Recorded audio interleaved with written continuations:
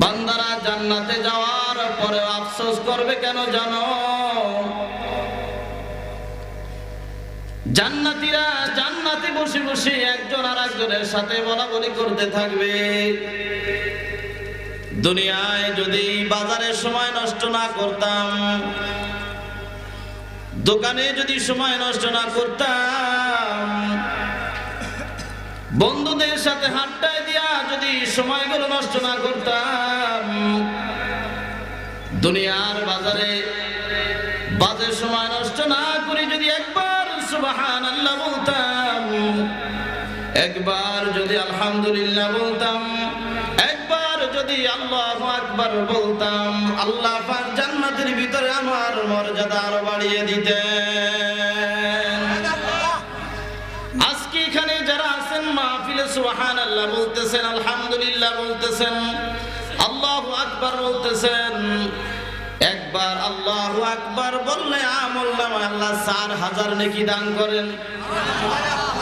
সুবহানাল্লাহ একটু আস্তে কইও, সবাই একসাথে জোরে বলেন সুবহানাল্লাহ।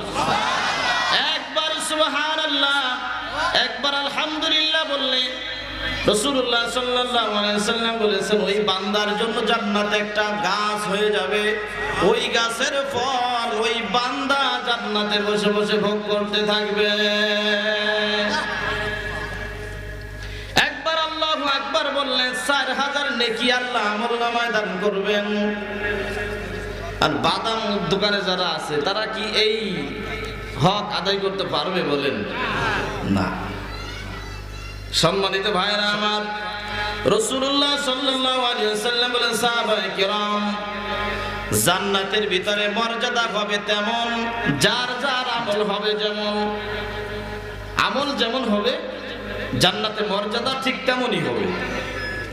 কারণ আপনি একটু নামাজ পড়ে, রোজা রেখে, হজ করে, যাকাত দিয়ে, তাহাজ্জুদ নামাজ পড়ে জান্নাতের যাওয়ার মর্যাদা, আর আল্লাহর জমিনে আল্লাহর দ্বীন কায়েমের জন্য সাহাবায়ে কেরাম ঘর ছাড়ছেন, বাড়ি ছাড়ছেন, জীবন দিয়েছেন, শহীদ হয়েছেন।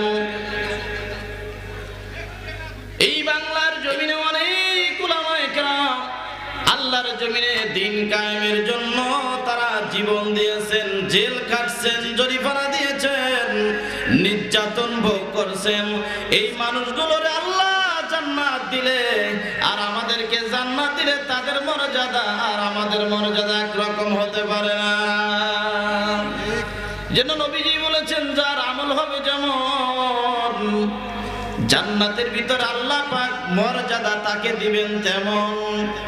আমার আল্লাহ পাক বলেন আল্লাযী খালাকাল মাউতা ওয়াল হায়াতা লিয়াবলুয়াকুম আইয়ুকুম আহসানু আমালা।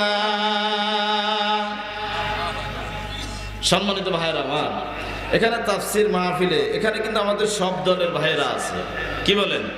আওয়ামী লীগ, বিএনপি, জামাত ইসলাম, জাতীয় পার্টি, তাবলিগ, পাবলিক, আটরশি, সুরেশ্বর, চন্দ্রপুরা, দেওয়ানবাগ, মাইজভান্ডারি আছে না নাই? আপনাদের এলাকায় মাইজভান্ডারির লোক আছে না? এখানে নাই? আলহামদুলিল্লাহ। শরীয়তপুরের অভাব ওরে বাবা। গত বছর গেছিলাম চাঁদপুর মতলবদি, তো সেখান থেকে আসতেছি দেখি যে বিরাট গেট, আল্লাহর ওলির মাজার। তো সেখানে চিন্তা করলাম যে দেখে যাই, আল্লাহর ওলির মাজার দেখা তো আর খারাপ কাজ না, এটা ভালো না? তা দেখলাম যে ল্যাংটা বাবার দরবার। কি বাবা? কথা কয় না, কথা না পেলে বুঝি কেন? কি বাবা? ল্যাংটা বাবা। তো চিন্তা করতে ল্যাংটা বাবার একটু দেখা তো লাগে কেমন। একজনে বলে যে একদম খাদে মারে, বলে হুজুর ল্যাংটা হইলে কি এর ভিতরে কিন্তু মাল আছে। আমি হও মাল আমাদের কাছেও আছে। যে দেখি ভিতরে জিকির করতেছে আল্লাহর ওলি ফুলের কলি বাবা, আল্লাহর ওলি ফুলের কলি ল্যাংটা বাবা, মাওলানা নূর জলমল জলমল করে ল্যাংটা রাস্তানা। তোরা কোন সুবহানাল্লাহ। ল্যাংটা বাবার ভক্ত যারা, বাবা সোনা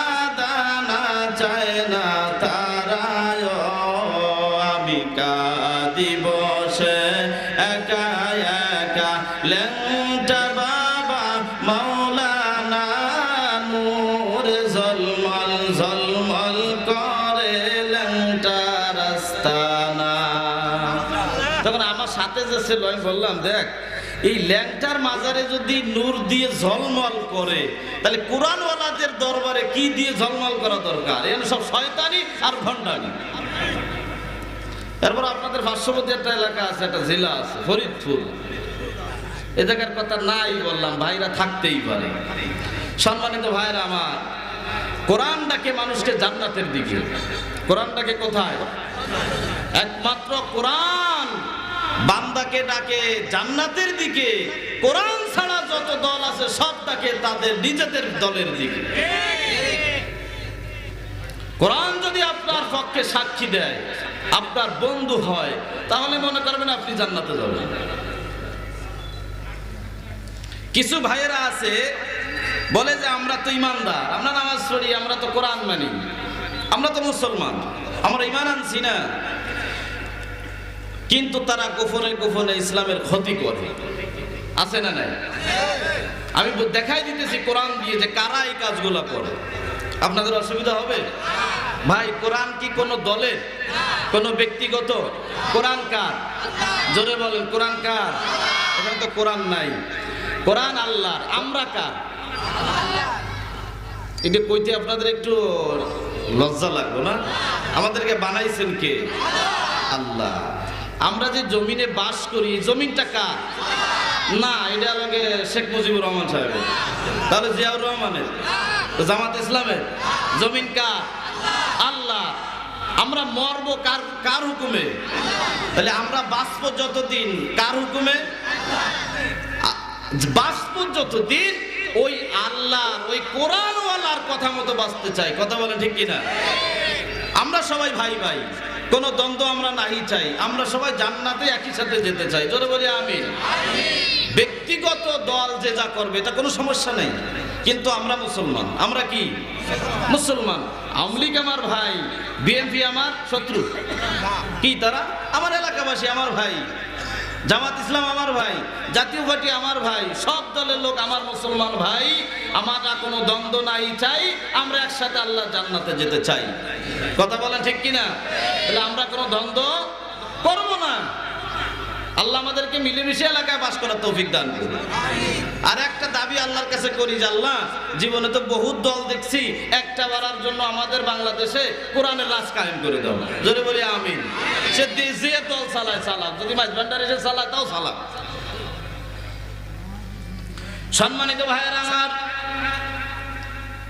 আমার আল্লাহ বলেন, আল্লাযী খালাকাল মাউতা ওয়াল হায়াতা লিয়াবলুয়াকুম আইয়ুকুম আহসানু আমালা। বান্দা, আমি তোমাকে দুনিয়ায় সৃষ্টি করার পরে তোমাকে আমি সুন্দর একটা জীবন দিলাম। তোমার জীবনের পরে তোমার মৃত্যু কিন্তু হবেই। মরণ থেকে বাঁচার কিন্তু কোনো রাস্তা কারণ নাই। জীবন মরণ এর মাঝখানে আল্লাহ পাক আপনাকে আমাকে লম্বা একটা হায়াত দান করেছেন। আল্লাহ পাক বলেন, আমি যে বান্দাকে লম্বা হায়াত দিলাম, আমি আল্লাহ দেখতে চাই এই হায়াতের ভিতরে আমার কোন কোন বান্দা ভালো ভালো কাজ করে, কে কে নেক কাজ করে, নেক আমল করে। সম্মানিত ভাইয়েরা আমার, আমরা যদি নামাজ পড়ি কাকে খুশি করার জন্য পড়বো? আমরা যদি হজ করি কাকে খুশি করার জন্য করব? কাউকে যদি সাহায্য সহযোগিতা করি কাকে খুশি করার জন্য করব? আল্লাহকে। আমার আল্লাহ বলেন, কুল ইন্না সালাতি ওয়া নুসুকি ওয়া মাহইয়ায়া ওয়া মামাতি লিল্লাহি রাব্বিল আলামিন।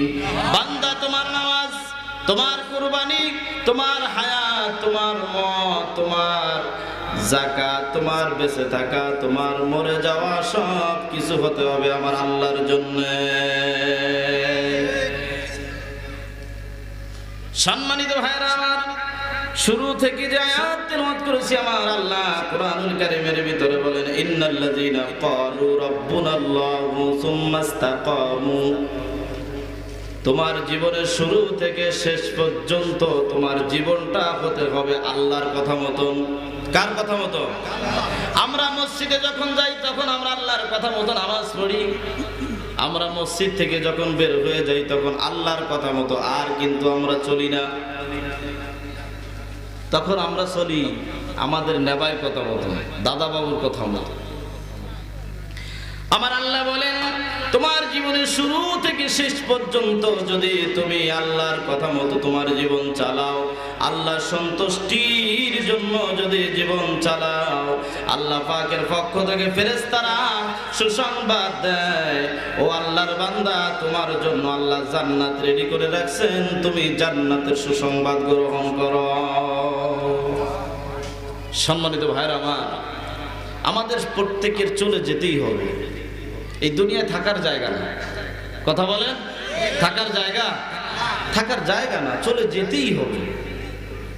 কিন্তু ফিরে আর আসা যাবে না, আসার কোনো সুযোগ নেই। আপনি কি আমল করতেছেন যে আমল নিয়ে আপনি কবরে রওনা করতেছেন? ভাইরে, প্রত্যেকটা মুহূর্তে প্রত্যেকটা সময় আমার আপনার কাছ থেকে কিন্তু বিদায় হয়ে চলে যাইতেছে, আর প্রত্যেকটা মুহূর্ত আমাকে আপনাকে কবরের দিকে অগ্রসর করায় দিতেছে।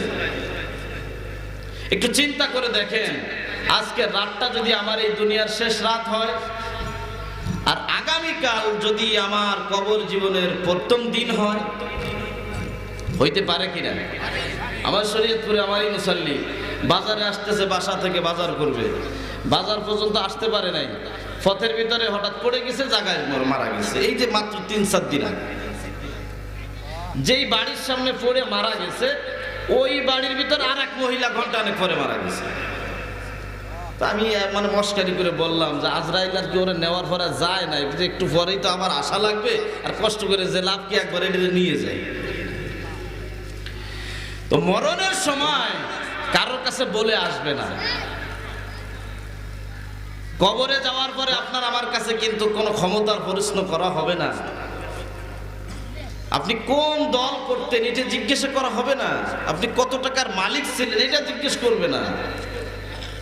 আপনার কাছে জিজ্ঞেস করবে মান রব্বুকা, তোমার রব কে? এখন তো বলতেছি আল্লাহ, ওখানে যে ইচ্ছা মতো বলা যাবে না। ওমা দীনুকা, তুমি কোন দিনের উপরে প্রতিষ্ঠিত হয়েছিলে? আপনি যদি বলেন আমি আমেরিকার সরকারের খুব মহব্বত করতাম, কাজ হবে? মানুষকে যখন কবরে রাখা হয়, আপনারা আয়াতটা সবাই জানেন, বলেন তো কি বলা হয়? বিসমিল্লাহি ওয়া আলা মিল্লাতি রাসূলিল্লাহ ফি সাবিলিল্লাহ। ঠিক আছে কিনা? এর অর্থ কি? চিন্তা করেন, এর অর্থটা কি? আল্লাহর দলে রসুলের দলে উঠাই দিয়ে আসলাম, আল্লাহর নামে রসুলের দলে উঠাই দিয়ে আসলাম। কারে উঠাই দিলেন? আপনাদেরকে আমি একটা উদাহরণ দিয়ে বুঝাই। সকাল থেকে সন্ধ্যা পর্যন্ত কেউ যদি নৌকার মিছিল করে, এখন কি আমলের কথাই বলি, সন্ধ্যা বেলায় যদি জাতীয় পার্টির বিএমপির অফিসে যে যদি বলা হয় সারাদিন নৌকার মিছিল করছি, আমাদের ক্ষুধা লাগছে, হয়রান হয়ে গেছি, আমাদেরকে একটু ঠান্ডা খাওয়াও, কোক খাওয়াও, হ্যাঁ খাওয়াবে? ওই এমনি গেছো ফলাইয়া আরো। এরপরে আপনি যদি সারাদিন ধানের শীষের মিছিল করিয়া যদি সন্ধ্যা বেলায় জাতীয় পার্টির অফিসে যে যদি বলেন সারাদিন আমরা মিছিল করছি ধানের শীষের, আমাদেরকে একটু বিরিয়ানি খাওয়াও, আমাদের ক্ষুধা লাগছে, খাওয়াবে না? খাওয়াবে? দমের খান খাওয়াবে। তো দুনিয়ার সিস্টেমে যদি আপনি নৌকার মিছিল করে যদি বিএমপির অফিসে খাওয়ান না পান, বিএমপির মিছিল করিয়া যদি আপনি জাতীয় পার্টির অফিসে যে যদি খাবার না পান, এইটা যদি দুনিয়ার সিস্টেম হয়, তাহলে আপনার দুনিয়ার জীবনের শুরু থেকে আপনি ইসলামের বিরুদ্ধে চলছেন। আপনার জবান দিয়ে নারায়ে তাকবীর আল্লাহু আকবার বের হয় নাই, আপনার ধারায় কোনোদিন ইসলামের উপকার হয় নাই, আপনি আল্লাহকে আল্লাহর হুকুম সঠিক মতো মানেন নাই, আপনি দাদা বাবুর কথা মতো জীবন চালাইছেন, আপনি বুবু জানের কথা মতো জীবন চালাইছেন, আপনি মানুষের তৈরি করা আইন মেনে জীবন চালাইছেন। আর মরার পরে যদি বলা হয় মিল্লাতি রাসূলিল্লাহ, রাসূলুল্লাহ কি এত ঠেকা পড়ছে, তোমার মরা গাদা দিয়ে রাসূলুল্লাহ ঘাড়ে করে বয়ে বেড়াবে? কখনো না। সম্মানিত ভাইরা আমার, রাসূলুল্লাহর দলভুক্ত আমরা হতে চাই কিনা? আল্লাহ কবুল করুক, বলছে আমিন। আমরা যদি রাসূলের আদর্শ মেনে জীবন চালাই, তাহলে আমাদেরকে আল্লাহ পাক জাহান্নাম থেকে মুক্তি দিয়ে দিবেন। আমরা এমন নবীর উম্মত, শুনলে খুশি হবে। আমরা কেমন নবীর উম্মত? যেই নবীর উম্মত হওয়ার জন্য মুসা নবী 8 বার আল্লাহর কাছে দোয়া করছিলেন যে আল্লাহ আপনি আমাকে আখিরি নবীর উম্মত বানায় নেন। সুবহানাল্লাহ কয় না? নবী দোয়া করতেছে আল্লাহ। মুসা আলাইহিস সালাম যখন তাওরাত কিতাব পড়তেন, আখিরি নবীর উম্মতের মর্যাদা যেখানে যেখানে দেখতেন, মানে ওনার লোভ লাগছিল যে আল্লাহ আখিরি নবীর উম্মতের এত। রাসূলুল্লাহ সাল্লাল্লাহু আলাইহি সাল্লাম বলেছেন বনি ইসরাইল সকল নবীদের থেকে, সকল নবীর উম্মতের থেকে আল্লাহ পাক আমার উম্মতকে 70 গুণ মর্যাদা বেশি দান করেছেন। কত গুণ? রাসূলুল্লাহ সাল্লাল্লাহু আলাইহি সাল্লাম বলেছেন উম্মতে মারফুআ, 1 নাম্বার মর্যাদা আমার উম্মতের হলো আমার উম্মতেরা গুনাহ নিয়ে কবরে যাবে আর হাসরের ময়দানে গুনাহ মাফ করে উঠবে। সাহাবায়ে কিরাম বললেন ইয়া রাসূলুল্লাহ, গুনাহ নিয়ে কবরে যাবে আর গুনাহ মাফ করে কিভাবে হাসরের ময়দানে উঠবে, আপনি একটু বুঝায় দেন। নবীজি বলেছিলেন সাহাবায়ে কিরাম, এইটা একমাত্র আমার উম্মতের জন্য আল্লাহ পাক সুসংবাদ দিয়েছেন। আমার যে উম্মত মারা যাবে, আমার উম্মত মারা যাওয়ার পরে তার সন্তানেরা থাকবে, তার আহলে আওলাদরা থাকবে, তার রূহের মাগফিরাতের জন্য সন্তানের আল্লাহর কাছে হাত দুইখানা তুলে যখন মা বাবার জন্য চোখের পানি ছেড়ে দিয়ে দোয়া করবে, আমার আল্লাহ তার মা বাবার কবরের আযাব মাফ করে দিবে। মুসা নবীর উম্মত 200 বছর হায়াত পাইছে, জীবনে ভালো কাজ করে নাই, নবীর সাথে কোনো ভালো মজলিসে বসে নাই, নামাজ পড়ে নাই। মুসা নবীর সময় নামাজ ছিল 3 ওয়াক্ত। কয় ওয়াক্ত? আরো জোরে। আমাদের সময় কয় ওয়াক্ত দিছিলেন? তো আল্লাহ 50 ওয়াক্ত। থাইকে গেলি তো কপালে বকছিল, 5 ওয়াক্তই তো পড়ে না। কত বাহানা! আর পুরুষের থেকে মা বোনরা নামাজে বেশি ফাঁকিবাজ। যে মেয়ে লোক বেনামাজি সে তো শয়তানের নানি, একবার আসুক কবরে আল্লাহ মজা দেখাবে। যে পুরুষ লোক নামাজ পড়ে না সে তো শয়তানের নানা, একবার আসুক কবরে আল্লাহ মজা দেখাবে। জোরে বলেন ঠিক কিনা? বেনামাজি আপনাদের এলাকায় নাই? আছে?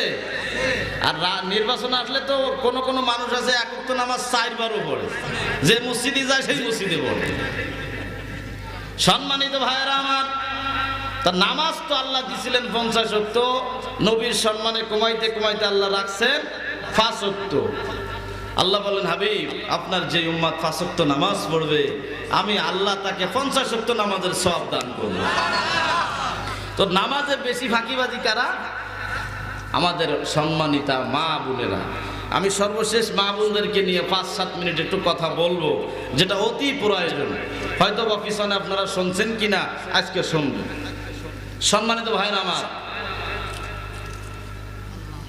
তো নামাজ আল্লাহ পাক ফরজ করছেন কয় ওয়াক্ত? বছরে হজ ফরজ করছেন কয়বার? সবাই কথা কয় না, একবার। আর সম্পদশালীদের জন্য আল্লাহ যাকাত ফরজ করছেন, কথা বলে ঠিক কিনা? আচ্ছা, বছরে জীবনে একবার হজ করার পরে আপনাদের এলাকায় আছে কিনা যে নাম লেখার আগে হাজি লেখে, আলহাজ লেখে, নিজের নাম লেখার আগে নিজেই লেখে আলহাজ, আব্দুল করিম, আব্দুল রহিম? আসেনি? আসেন, নিজে নিজে লেখে, অথবা নামের আগে বলে আমি আলহাজ অমুক, তার মানে আমি যে হজ করছি তোমরা বুঝলো। তা বছরে একবার হজ করার কারণে যদি নামের আগে হাজি লেখা লাগে, তাহলে হজ করা ফরজ কয়বার? কথা কয় না। একবার। কয়বার? জীবনে একবার। কয়বার? আর জীবনে দৈনিক নামাজ পড়া ফরজ কয়বার? 5 বার। তা জীবনে একবার হজ করে যদি নামের আগে আলহাজ বা হাজি লেখা লাগে, তাহলে 5 ওয়াক্ত নামাজ যে পড়ে তার নামাজের আগে নামাজি লেখা লাগবে।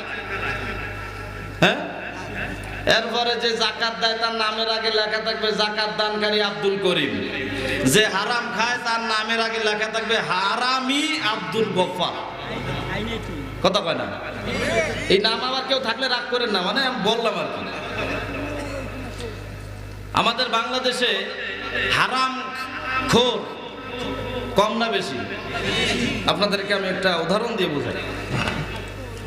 রাসূলুল্লাহ সাল্লাল্লাহু আলাইহি ওয়াসাল্লাম হাদিসে ফরমান, লা ইয়াদখুলুল জান্নাতা জাসাদুন গুযিয়া বিল হারাম। যারা হারাম খাবে তারা জান্নাতে যাবে না। কথা কার? রাসূলুল্লাহর। কথা কার? রাসূলুল্লাহ বলেন, যার রক্ত মাংস হারাম খাদ্য দিয়া তৈরি হবে, আল্লাহ পাক ওই হারাম খাদ্যকারী ব্যক্তির জন্য জান্নাত হারাম করে দিয়েছে। আমিরুল মুমিনিন হযরত ওমর রাদিয়াল্লাহু আনহু কুরবানির সময় বাজারে গেছে উট কেনার জন্য, কুরবানি দিবেন। যে দেখে হযরত ওমরের সন্তান আব্দুল্লাহ ইবনে ওমর একটা উট বিক্রি করার জন্য বাজারে দাঁড়িয়ে আছেন। হযরত ওমর বলে, বাবা এই উটটা তুমি কোথায় পাইছো? বলে, বাবা আমি অল্প টাকা দিয়ে এই উটটা ক্রয় করেছিলাম। মসজিদে নববীর সামনে অসংখ্য সুন্দর সুন্দর ঘাস হয়েছে, আমি ওই ঘাস কেটে কেটে উটকে খাওয়াইছি। উটের গায়ে গোশত ছিল না, এই ঘাস খাওয়ার কারণে উটটা মোটা তাজা হয়েছে। আমি কিনছি কম টাকায়, বিক্রি করব বেশি টাকায়, এটা লাভ না? হযরত ওমর বলেন, ও আমার সন্তান, উট কিনেছ কম টাকায়, বেচবা বেশি টাকায়, কথা তো সুন্দর, কিন্তু উদ্দেশ্য তো বড় খারাপ। উদ্দেশ্য বড় খারাপ, কারণ তুমি যেই জমিনের ঘাস কাইটা উটকে খাওয়াইছো, এই জমিন কিন্তু তোমার বাবার না। সুবহানাল্লাহ বলে না? এই জমিন তোমার বাবার না, এই জমিনটা হলো রাজস্ব সম্পদ, রাষ্ট্রীয় জায়গা, রাষ্ট্রীয় জমিন, রাষ্ট্রীয় সম্পদ। এই রাষ্ট্রীয় সম্পদ যদি তোমার ব্যক্তিগত ব্যাপারে যদি খরচ করো, কিয়ামতের ময়দানে তোমার সরের কাতারে দাঁড়ানো লাগবে। আমরা দেখেছি কিয়ামতের আগে লাগবে না, দুনিয়ায় আল্লাহ আমাদেরকে দেখাইছে যে এই বাংলাদেশের সম্পদ চুরি করে অন্য দেশে পাঠানোর কারণে লাস্টে কলার পাতারেও শুইতে জায়গা হয় নাই। নাম বলা লাগবে? আর সম্মানিত ভাইরা আমার, হযরত ওমর বলেন, ও আমার সন্তান, উটটা বিক্রি করে তুমি যে টাকা দিয়ে ক্রয় করেছিলা ওই টাকা তুমি রেখে দিবা, আর বেশি টাকাটা তোমার বাইতুল মালে জমা করে দিতে হবে। এটা তোমার জন্য হারাম, যেহেতু জমিনটা হলো সরকারি জমিন। জমিনটা কিসের? সরকারি জমিন। সম্মানিত ভাইরা আমার, উট যদি উটের ঘাস খাওয়ায়া তরুতাজা বানায়া বেশি দামে বিক্রি করার জন্য যদি অপরাধ হয়, আর এলাকায় গ্রামের ভিতরে দেখবেন কিছু লোক কোরবানি আসার আগে গরু কেনে, গরু কেনার পরে সকালবেলা একটা বস্তা নিয়ে একটা কিনায় কাশি, একটা কাশি বা দা নিয়ে মানুষের ভেড়িতে অথবা মানুষের ঘেরে জমিনে যায়, কার বাড়িতে ভালো ঘাস আছে সুন্দর করে কাইটাই না গরুকে খাওয়ায়া মোটা তাজা বানানো হয়, দুধ বিক্রি করা হয় বাজারে। আপনি কার জমিনের ঘাস খাওয়াইলেন সে জানে কিনা, তাকে বলা হয় কিনা? কথা বোঝেন? ঘাস দেখলি কাইটে নিয়ে আসে। শরিয়াতুর একজনে আমারে কয়, আল্লাহর জমিনে আমি আল্লাহর বান্দা, আমি কাইটে নিয়ে আসবো, তো সমস্যা নেই। এরকম কিছু চালাক থাকতেই পারে। আমি তা আল্লাহর বান্দা তোমার ফেরেশতারা বাস দেবে, সে নিকিটা ঠের। সম্মানিত ভাইরা আমার, ইব্রাহিম ইবনে আদম রাহমাতুল্লাহ আলাইহি দেশের বাদশা ছিলেন, বংশীয়ভাবে বাদশা হয়েছিলেন। উনি আল্লাহকে পাওয়ার জন্য নিজের দেশ ছেড়ে হজ করতে গেলেন আল্লাহকে পাওয়ার জন্য। মক্কা যায় হজ করার পরে ভাবতেছে আমি যেহেতু সময় পেয়েছি বাইতুল মুকাদ্দাসে যাই, একটু সফর করে আসি। বাইতুল মুকাদ্দাসের পাশে অসংখ্য নবীদের রওজা শরীফ আছে, নবীদের সাথে একটু জিয়ারত করে আসি। ইব্রাহিম আদম মক্কার বাজার থেকে 1 কেজি খেজুর কিনলেন। 1 কেজি খেজুর কেনার ভিতরে ওই আমার দিক তাকান, ওই বিলাত বটকি দেখেন না আপনারা ভাই কোনোদিন? এটা মানে নতুন আইছে নড়াইল জেলায়। আমার দিক তাকান, কথা শিক্ষা আছে যদি বোঝেন। ইব্রাহিম আদম রাহমাতুল্লাহ আলাইহি ওনার 1 কেজি খেজুর কেনার ভিতরে দোকানওয়ালার অজান্তে একটা খেজুর বেশি চলে গেছে। কয়টা খেজুর? একটা খেজুর বেশি চলে যাওয়ার কারণে ইব্রাহিম আদম এটা অনুভব করে নাই। উনি 1 মাস বসে বাইতুল মুকাদ্দাসে গেছেন, মক্কা থেকে পায়ে হেঁটে। একটা খেজুর দিয়ে উনি ইফতারি করতেন, একটা খেজুর দিয়ে উনি সিহরি করতেন। 1 মাস বসে যখন বাইতুল মুকাদ্দাসে গেলেন, হাঁটা মানুষ ক্লান্ত হয়ে গেছে, ডান হাতের তো উপরে মাথাটা রেখে ঘুমায়া গেছে। ইব্রাহিম আদম রাহমাতুল্লাহ আলাইহি স্বপ্ন দেখতেছেন, 2 জন ব্যক্তি তার পাশে দাঁড়ায় বলতেছেন একজন আরেকজনকে, ভাই রে এই ঘুমানো ব্যক্তিকে তুমি চেনো কিনা? বলে না চিনি না। ইনি কে? বলতেছে ইনি হলো বাদশা ইব্রাহিম বিন আদম, আল্লাহকে পাওয়ার জন্য হজ করে মক্কা থেকে 1 কেজি খেজুর কিনে নিয়ে বাইতুল মুকাদ্দাসে আসছে 1 মাস বসে। এই দোকানওয়ালার একটা খেজুর বেশি যাওয়ার কারণে ইব্রাহিম বিন আদম বুঝতে পারে নাই, ফেরত দেয় নাই। কয়টা খেজুর? সবাই বলেন কয়টা খেজুর? একটা খেজুর ফেরত না যাওয়ার কারণে এই যে খেজুরটা সে নিজের জন্য খাইলো, কিন্তু এই একটা খেজুরের মালিক কিন্তু দোকানওয়ালা। মালিককে? এই দোকানওয়ালা কিন্তু এটা তাকে ইচ্ছা করে দেয় নাই, তার অজান্তে চলে আসছে। ইব্রাহিম বিন আদম রাহমাতুল্লাহ আলাইহি দেয় নাই, কিছু মনে করে নাই।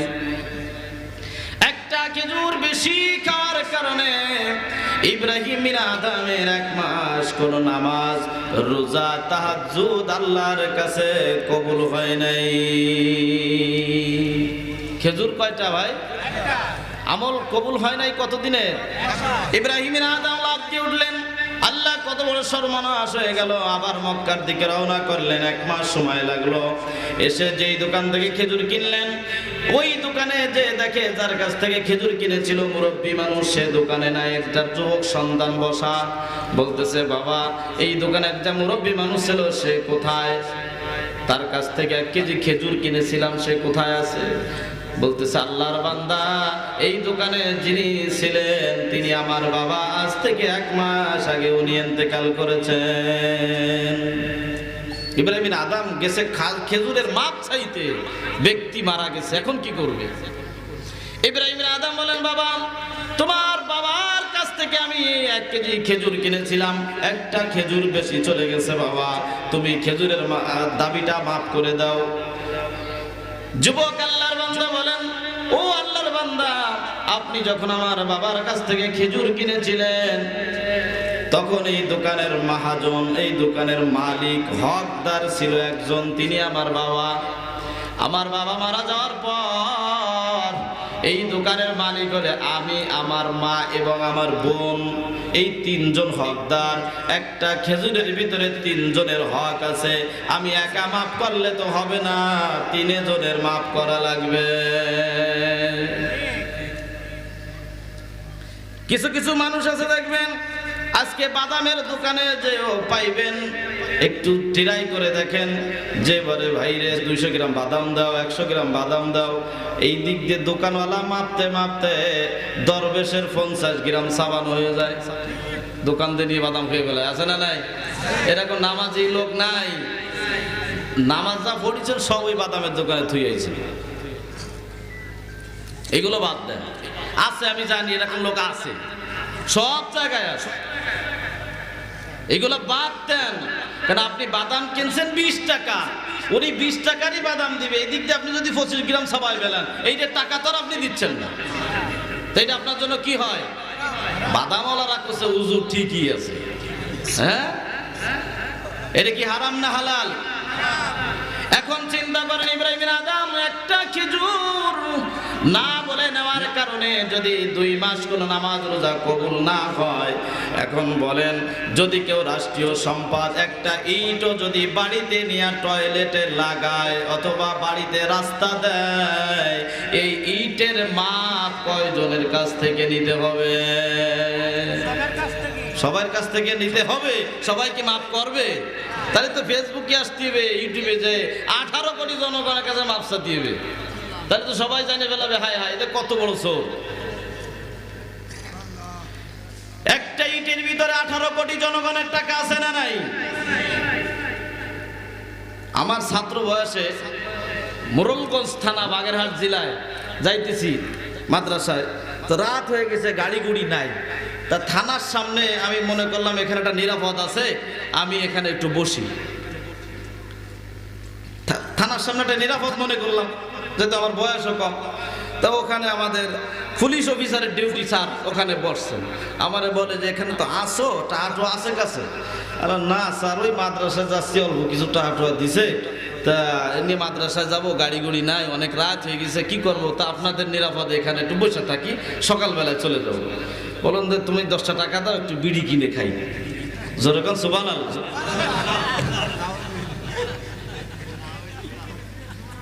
এরকম আল্লাহর ওলি নাই। আবার এমনও আল্লাহর ওলি আছে পুলিশ ডিপার্টমেন্টে চাকরি করে যে যারা তাহাজ্জুদ নামাজ পর্যন্ত ছাড়ে না। আল্লাহু আকবার। আছে না? আছে না? বহু ভালো মানুষ আছে, আবার বহু ফাজিও আছে। আপনি যখন জবান দিয়ে কথা বলবেন, আপনি চিন্তা করবেন এই কথাটা আমার আল্লাহ খুশি আছে কিনা। আপনি হাত দিয়ে যখন কাজ করবেন, যে টাকাটা ধরবেন, চিন্তা করবেন আমার এই টাকাটা হালাল কিনা, আমার এই কাজের দ্বারা আমার আল্লাহ খুশি হবে কিনা। কারণ কিয়ামতের ময়দানে আমার আল্লাহ আপনার আমার মুখের জবানটা বন্ধ করে দিবেন। আল্লাহ তাআলা বলেন, আল ইয়াউমা নাখতিমু আলা আফওয়াহিহিম ওয়া তুকাল্লিমুনা আইদিহিম ওয়া তাশহাদু আরজুলুহুম বিমা কানু ইয়াকসিবুন।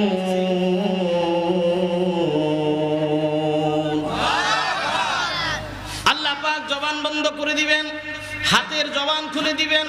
আল্লাহ কি বলবে? আল্লাহ এই হাত দিয়া জীবনে অনেক সুদের টাকা ধরছে, আল্লাহ হাত দিয়ে একজনের মাথায় বাড়ি মারছে, আল্লাহ হাত দিয়ে একজনের ঘরে আগুন জ্বালাই দিয়েছে, আল্লাহ এই হাত দিয়া যে জীবনে কত অন্যায় করছে, আল্লাহ আমি সাক্ষী দিলাম এই যে হাত দিয়া অন্যায় করছে, আল্লাহ তুমি তাকে সঠিক বিচার করো।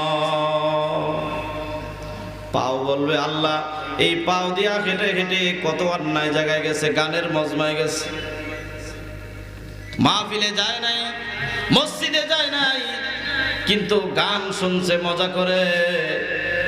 অনেক মানুষের কান আছে, কানে শোনে না, তাদেরকে আমরা কি বলি? আল্লাহ পাক স্মৃতি শক্তি নিয়ে নিয়েছেন।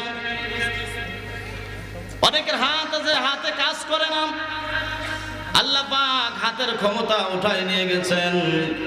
অনেকের পাও আছে, পাও দিয়া হাঁটতে পারে না, আসেনি ভাই? অনেকের জবান আছে, কথা বলতে পারে না, কথা বলার ক্ষমতা আমাকে আপনাকে কে দিয়েছে? জোরে বলেন। সম্মানিত ভাইরা আমার, তো আমরা সবাই জান্নাতে যেতে চাই, কি বলেন?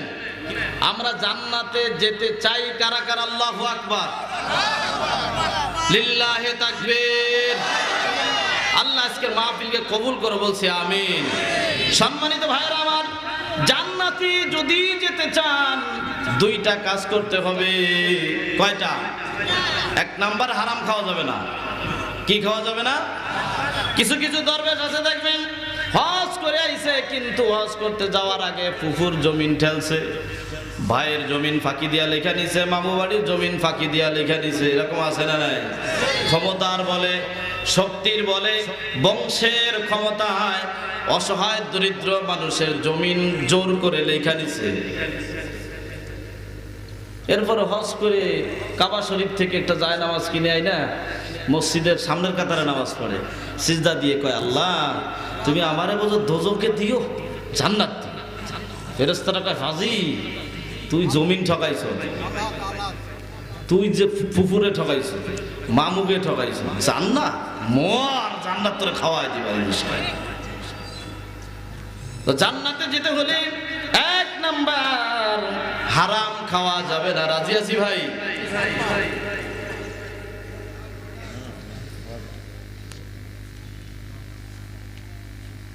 জোরে বলি লিল্লাহি তাকবীর। আল্লাহ কবুল করুক, বলছি আমিন। সম্মানিত ভাইরা আমার, আপনাদের এলাকায় হিন্দু মানুষ আছে? কাগজটা পাওয়ার পরে আর একটু কথা বলতে ভালো হলো। আপনাদের এলাকায় কি হিন্দু মানুষ আছে? হিন্দু সম্প্রদায় আছে? হিন্দু সম্প্রদায় মারা গেলে জানাজা দিছেন কে কে ভাই? কথা কয় না। দিলে কোন, না দিলে কোন, হুজুর কোনোদিন দেই নাই, হয় না? আচ্ছা, হিন্দু হলো অমুসলিম। আল্লাহ পাক বলছেন তাদেরকে তোমরা গালি দিও না, তাদেরকে কষ্ট দিও না, তাদেরকে কোনো ধরনের নির্যাতন করা যাবে না। তারা কার বান্দা? কথা কয় না। তারা কার বান্দা? আল্লাহর বান্দা। কিন্তু আল্লাহ তাদের জন্য যুদ্ধের ঘোষণা, ঝগড়ার কোনো ঘোষণা আল্লাহ তাদের সাথে করে নাই। কিন্তু আল্লাহ পাক সূরা বাকারার 275 নম্বর আয়াতে আপনি যখন পড়বেন দেখবেন আল্লাহ তাআলা বলছেন যে হে সুদখোরেরা, তোরা যারা সুদ খাস, সুদ খাওয়া বাদ দে, আসল টাকাটা উঠায় নে, সুদের টাকা মাফ করে দে, আমি আল্লাহ তোদেরকে মাফ করে দিব। আর যদি সুদের টাকা মাফ না করস, খাইতেই থাকস, রেডি হয়ে থাক, আমি আল্লাহ এবং আমার রাসূলের সাথে যুদ্ধের ঘোষণা থাকবো। নাউজুবিল্লাহ বলি। আর সুদখোরের একটা গোনা ভাই, এটা আপনারা অনেকে জানেন, জানার পরও মানে না, সেটা হলো বলবো না, ওটা বলবোই না। এটা আপনারা সবাই জানেন, কারণ সব কথা বলতেও অনেক সময় ঘৃণা লাগে। যাদের খেতে পোকা লাগে ভাই, লাগে না অনেক সময় ধানে চাউলে এই বিভিন্ন খেতে কেমন পোকা লাগলে, আসলে টাটকা 7 জন সুদখোরের নাম লিখবেন, লেখা ওই 4টা 5টা কাগজ তৈরি করবেন, কইরা ওইটা খেতে ফুইতে রেখে দেখবেন আল্লাহর কসমে একটা পোকাও থাকবে না। এ সুদখোর তাহলে আল্লাহর ওলি না ভাই? কথা কয় না। আরো কত বড় নিকৃষ্ট শোনেন, রাসূলুল্লাহ সাল্লাল্লাহু আলাইহি ওয়াসাল্লাম বলেন দিরহামু রিবায় আকুলুহু রাজুলু ওয়া হুয়া আলাম আশাদ্দু মিন 36 জানিয়া। আল্লাহু আকবার। কেউ যদি 1 দিরহাম সমপরিমাণ সুদ খায়, কয় দিরহাম? যারা কথা কয় না মনে করেন আর ওই খাওয়ানোর দলে। কয় দিরহাম? সুদ করে 60 জন ব্যক্তির অপরাধ। কয়জন? যে ব্যক্তি সুদ দেয়, যে সুদ খায়, যে সাক্ষী থাকে, যে লেখা নেয়, এই 60 জন ব্যক্তির সমান অপরাধ। রাসূলুল্লাহ বলেন যে ব্যক্তি 1 দিরহাম সমপরিমাণ সুদ খাবে, সে যেন 36 বার কাবা হাতিমের ভিতরে ঢুকে জিনা করার মতো অপরাধ করলো। এরপরে নাউজুবিল্লাহ কয় না রে। কাবা হাতিম বোঝেন? মানে কাবা শরীফ। 1 দিরহাম যে সুদ খায় সে যেন কাবার ভিতরে ঢুকে 36 বার জিনা করলো। নাউজুবিল্লাহ বলেন। এমন লোক মারা গেলে জানাজা দিবেন? এখন তাহলে কি জানাজা ছাড়া মাটি দিব? না, মুসলমানের সন্তান হিসাবে কোন আলেম তাকে সুদখোরকে জানাজা দিবে না। কথাটা মনে রাখবেন, মাথায় রাখবেন। কোন সুদখোরের জানাজা হক্কানি কোন আলেম দিবে না। কোন মতে নামাজ কালাম পড়ে বিড়ি বিড়ি খায় এইরকম একটা লোক যে জানাজা দিবে, মাটি দিয়ে থুয়ে দেবে, সুদখোর কোনোদিন আল্লাহর জান্নাতে যাবে না। রাসূলুল্লাহ বলছে সুদখোরের সাথে আত্মীয়তা করিও না। যদিও বললে এখন সমাজে এটা খাটবে না, কারণ অনেকে বলে কি জানেন, কি করব হুজুর, সমাজে চলতে গেলে এইগুলো লাগ, হ্যাঁ, এরপরে সমাজে ডেক সেট বাজায়া বিয়ে শাদী আছে না ভাই? না, এই এলাকায় নাই।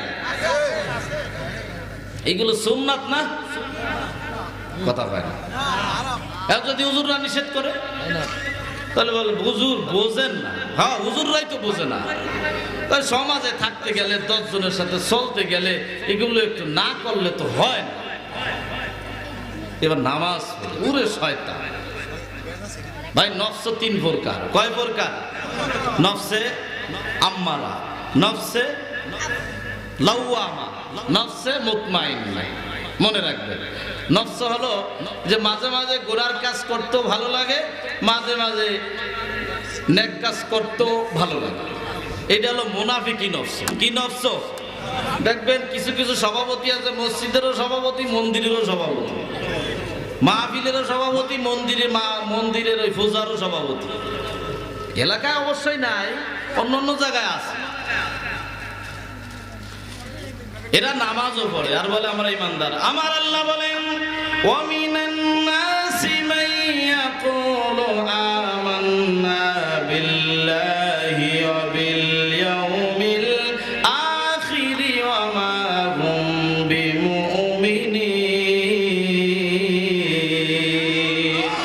এরা মনে করে আমরা ইমানদার, কিন্তু আল্লাহ বলছেন না, এরা ধোঁকাবাজি, এরা আসলে ইমানদার না, এরা ইমানদারদেরকে ধোঁকা দেয়, টুপিওয়ালাদেরকে ধোঁকা দেয়। হ্যাঁ, পাগড়ি মাথায় দিয়া, ওরে বাবা চেহারা দেখা যায় না, কিন্তু ওর মধ্যে শয়তানি ভরা। সম্মানিত ভাইয়েরা আমার, এই জন্য ইসলাম কি পোশাকে না চরিত্রের ভিতরে?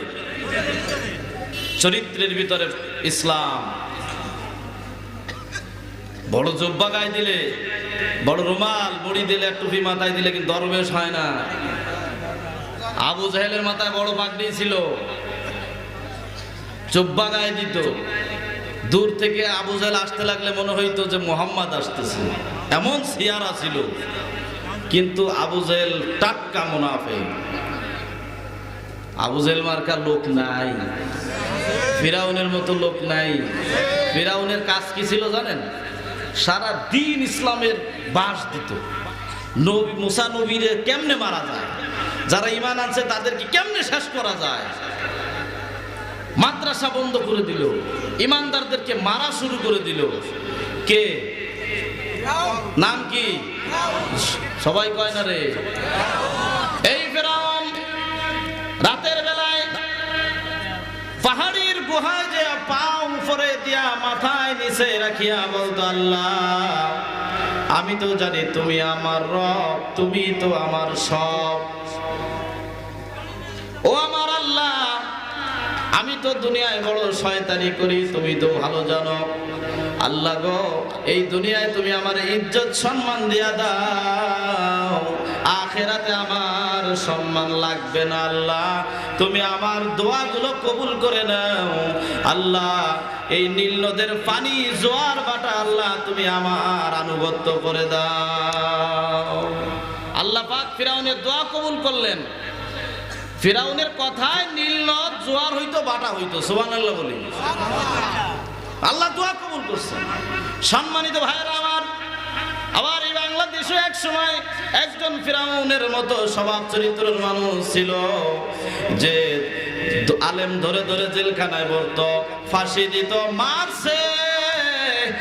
আর মাদ্রাসার তালবেলেমদেরকে কারেন্ট বন্ধ করে দিয়া হত্যা করছে। আর রাতের বেলায় উঠে তাহাজ্জুদ পড়িয়া সকাল বেলায় কোরআন তেলাওয়াত করিয়া যদি বলে, আমি আল্লাহর বান্দি, খাস উম্মত, আমি জান্নাতে যাব, আমার কোনো টেনশন নাই, এইটা ভাবা ফিরাউনের কাজ ছাড়া কারোর পক্ষে সম্ভব হতে পারে না। অসংখ্য মানুষ মাইরা জান্নাতে যাবি, এত সোজা। জান্নাত মনে হয় তোমার বাবার বাড়ি। একজনে গেছে পীর সাহেবের কাছে। কার কাছে? পীর সাহেবের কাছে। যে বলতেছে, হুজুর আপনি আমার জন্য দোয়া করেন, আমার জন্য আল্লাহ একটা ছেলে সন্তান দেয়। কি সন্তান ভাই? পীর সাহেব হুজুর বলতেছে, যাও আল্লাহ তোমাকে একটা সন্তান দিবে। 1 বছর পরে যাই বলতেছে, হুজুর তুমি যে কি হুজুর তা তো বুঝতেই পারছি। বলে কি? বলে তোমার দোয়া তো কবুল হয় না। কিছু কিছু লোক আছে দেখবেন হুজুরকে পিছে লাইগেই থাকে, আছে না ভাই? যে হুজুর জোরে আটলে কয় কি মনে হয় যে কোনো দাওয়াত পাইছে, আস্তে আটলে কয় ওরে আল্লাহ কি খাওয়ানটা খাইছে গো। তা হুজুর কি করবে? রাস্তাতে গড়ে বেড়াবে? এরকম এক শ্রেণীর লোক ওই সময়ও ছিল। তো বলতো, হুজুর আপনার দোয়া তো কবুল হইল না, আমার তো সন্তান আদি কিছু হইল না রে। বলতেছে, আমার দোয়া তো কবুল হওয়ার কথা, কারণ আমি আমার জবান দিয়ে হারাম খাই না, এবং আমি আমার জবান দিয়ে মিথ্যা কথা বলি না। আল্লাহু আকবার বলা যাবে? কারণ হারাম খাই না, মিথ্যা কথা বলি না, আমার এই জবান দিয়ে আল্লাহকে যা বলি আল্লাহ তাই শোনে। আপনিও যদি জবান দিয়ে হারাম না খান, মিথ্যা কথা না বলেন, আপনি এখন আল্লাহকে ডাকবেন, আল্লাহ এখনই আপনার ডাক কবুল করবেন।